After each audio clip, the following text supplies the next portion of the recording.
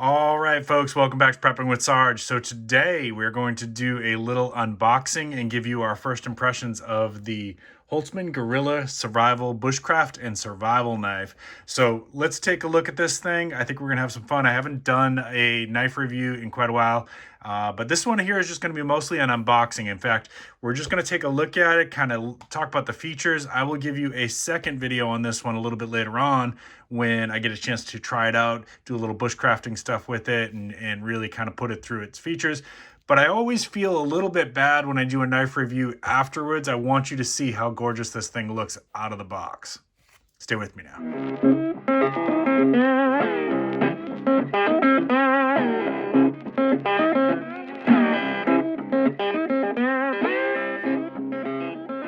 All right, so first thing, let's take a look at this gorgeous box. I mean, look at the packaging on this. This is just really sharp and fantastic. It looks great. I know holidays are going to be coming up. Depending on what time of year you're watching this video, holidays are going to be coming up here as I'm filming this in late October, early November. And anybody who's into outdoor activities is really going to appreciate something like this. And I want to say thank you to Holtzman Gorilla Survival for sending this out so that I could show this all to you. So let's take a look. Let's do the unboxing. All right, so let's see. First we got, okay, I think that is for attaching it to your belt. We'll come back to that one in a minute. Yeah, so, okay, so this is sheath and clip. This is sheath and clip adjustment guide. So you can carry this horizontal or I believe vertical as well. Yes, so you can carry it vertical as well on your belt or on your, if you have a backpack or molly rigging on your gear, you can carry this either way. It also can be carried as a neck knife, I believe, but let's take a look and see if we can figure this all out. So it comes with a little piece of paracord, and let's take a look. I believe that is paracord. Yeah, sure looks like it. So this can be your lanyard. All right, for your, if you're going to wear it as a neck knife. And that is a really nice looking Kydex sheath. Got a little bit, oh no, that's not flash, that's intentional. There's a little drainage hole there. Okay, so that is a really nice looking Kydex sheath. And I've already read up on this knife before I started doing the unboxing here. That is a sharpener actually built into the sheath. So you can actually touch it up in the field. All right, and that there, I'll show you what that's for in a minute. That is, well, I'll just tell you and then I'll show you. That is to attach the ferrocerium rod that comes with this. So let's put this aside. Of course, we got a little silica packet. Do not eat that, right?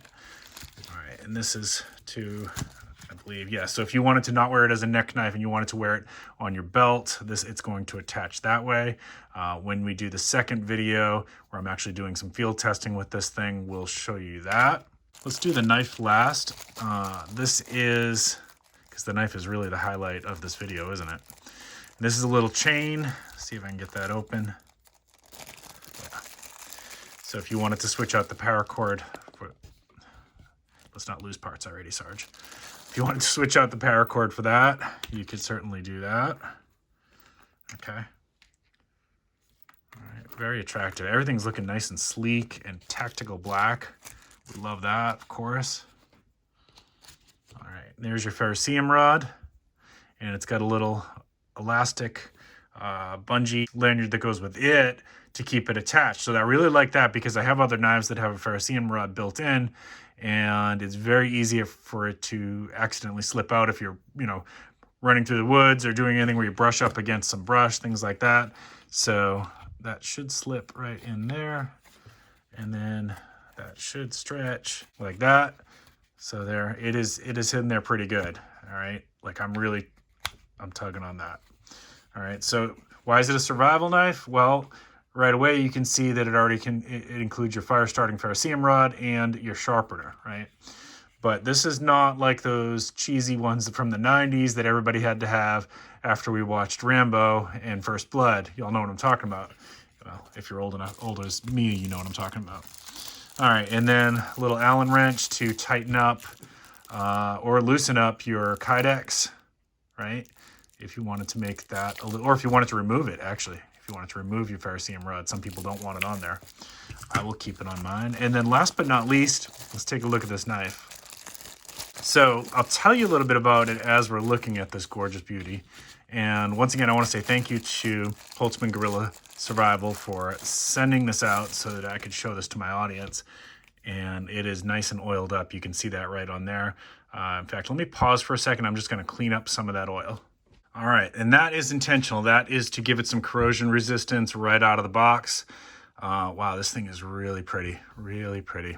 This is the gray Tanto neck knife. So why is it Tanto? That's just the style of the tip. And a Tanto blade tip like that is going to have a lot of piercing potential, right? That's the whole reason for that Tanto style with the diagonal slant tip like that. It gives it a lot of piercing as opposed to, say, like a drop point or a spear point tip.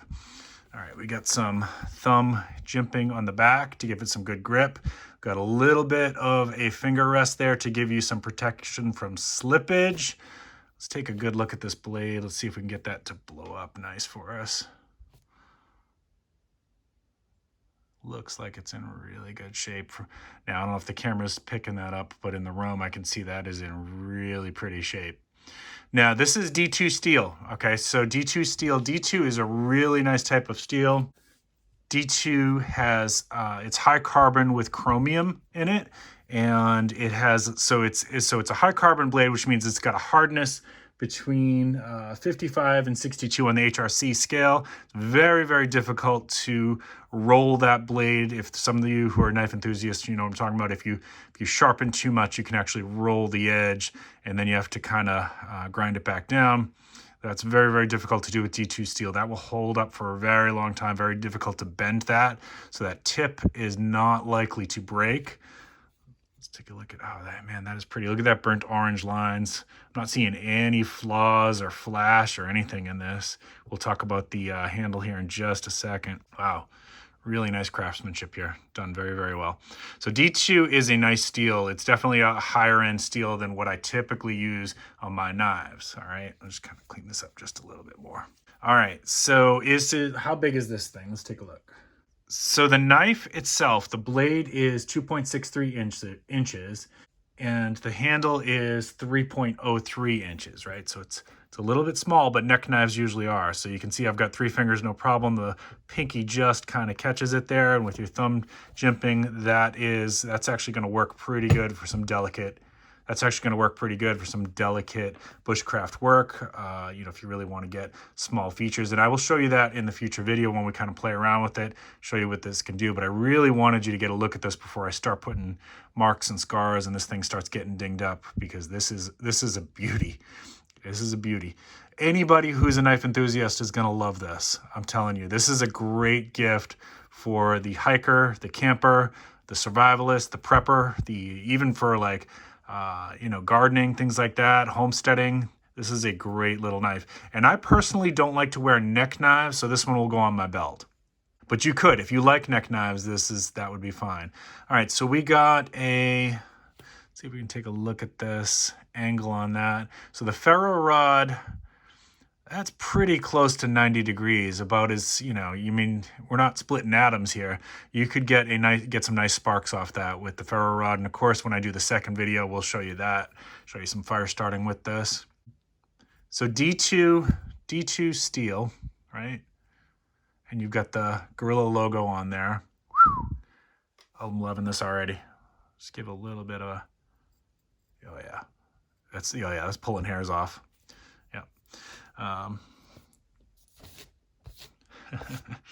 So just, you know, it's going to be sad when I get my first scratch on this, but that's what the purpose of a bushcraft knife is you are going to get some scratches. It should hold up for a long time because of the D2 steel, but it is eventually going to get some wear and tear on it because I intend to use this. Let's talk about this handle, G10 handle. G10 is a very nice material for, it's like fiberglass, but it's very, very strong, very, very strong. That is also water corrosion resistant and has nice and grippy, right? Like it's got a good feel to it. I love G10 for scales, for handles. Obviously this is a full tang, and yeah, look at that. Really nice. I'm not seeing any flaws on this at all. Really nice. G10 holds up really well. It's very, very strong material, water resistant, corrosion resistant. So this is going to do some good work for me. I'm really impressed with this out of the box. You can set this up in ambidextrous. So if you're left-handed or right-handed, let's take a look at it with the sheath here. Right. So I'm not going to do it just yet because it doesn't need it, but you can sharpen right on that diamond sharpener there. Right on there. And then you get your ferro rod, which you could strike on the back of your knife. Never do the blade. Never do that. But you could strike it on the back of your knife here and you'll get some sparks. And let's go ahead and test out the Kydex here. Yep. All right. Just snug enough. Just snug enough. And pops easy. Right? Yeah. This is going to do nice. I'm going to set this up as a belt knife for me. Like I said, I don't like neck knives personally, but this will do fine as a belt knife for me. But if you've got a backpack with molly rigging, you could rig this to your shoulder strap, right?